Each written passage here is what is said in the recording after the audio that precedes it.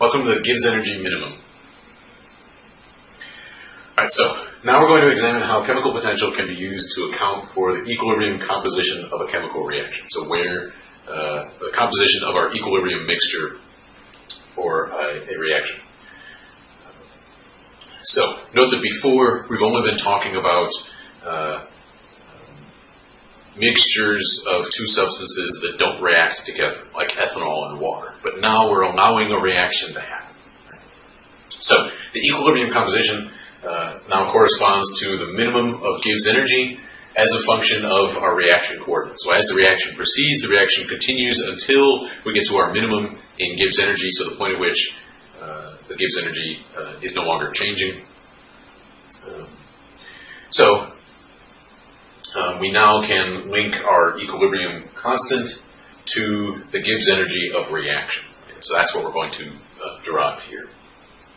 So chemical reactions tend to move towards a dynamic equilibrium in which both the reactants and the products are present, but they undergo no net change. So we still have reactants being converted into products, and we have some products being converted back into reactants, but the rate at which those two reactions, the forward and reverse reactions, are happening, those two rates aren't equal. So over time, the concentrations of our reactants and concentrations of our products aren't changing. So in some cases, the concentration of the products is so high compared to our reactants that we consider the reaction complete. In other cases, it may be that our concentration of reactants is so high compared to the products that we consider the reaction not to have occurred at all. So many reactions involve the transfer of electrons.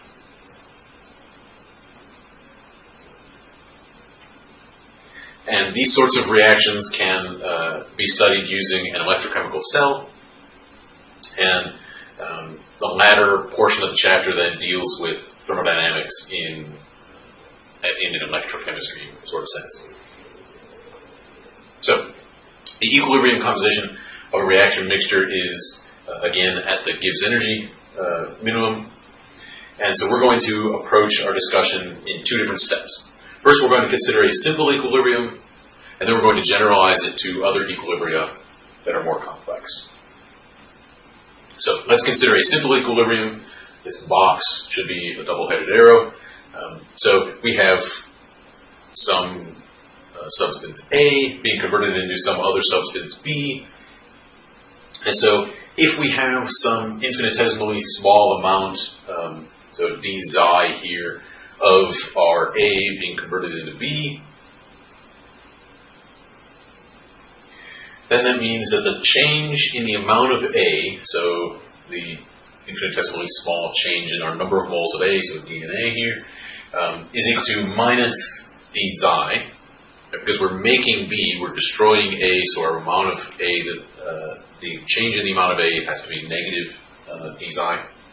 And that means that the change in our amount of B is, so D and B, is positive d xi.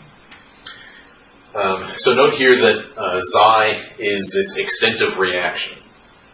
So this has dimensions of amount of substance, so it has dimensions of moles. So if now our extent of reaction changes measurably by some delta xi, then we can say our change in amount of A present, so delta Na is equal to minus delta xi, basically just the macroscopic version of the last slide. And the same thing for B, only for B it's again positive delta xi. So now the reaction Gibbs energy, so delta Rg, is defined as the slope of the Gibbs energy as a function of our extent of reaction. So our reaction Gibbs energy is the change in,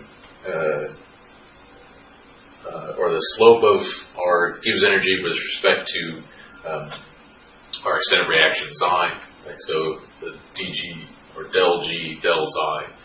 So note here that a delta sign, so this delta normally signifies a finite difference, but in this case it's a derivative. So this is a slope here. Right? So normally it's a difference between one value and another value. It's a finite number, not slope. Right, so let's suppose that our reaction advances by some small amount, d xi. This now means that our change in Gibbs energy, dg, is equal to the chemical potential of A times the change in the number of moles of A plus the chemical potential of B times the change in number of moles of B.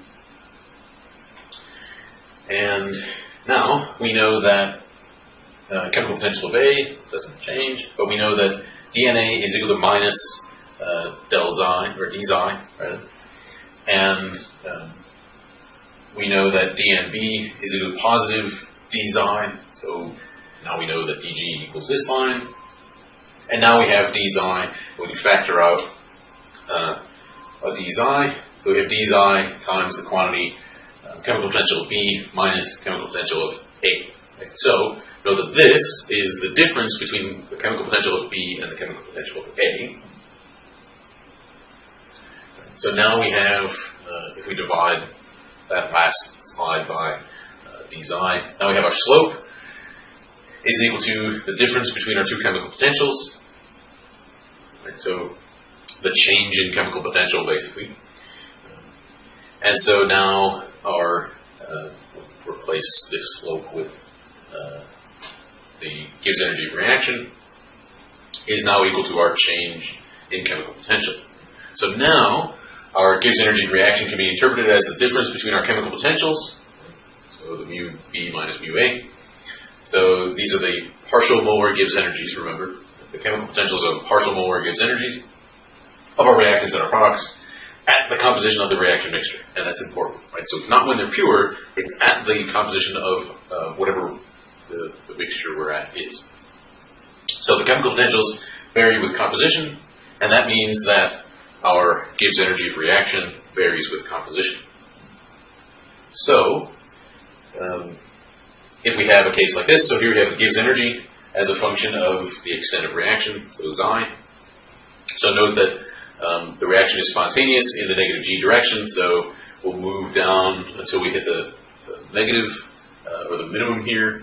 And so the slope here is negative, the slope at the minimum is 0, and then on the other side the slope is positive, which means it's negative in the backward direction. So if we're on this side, we're going to move back to the left.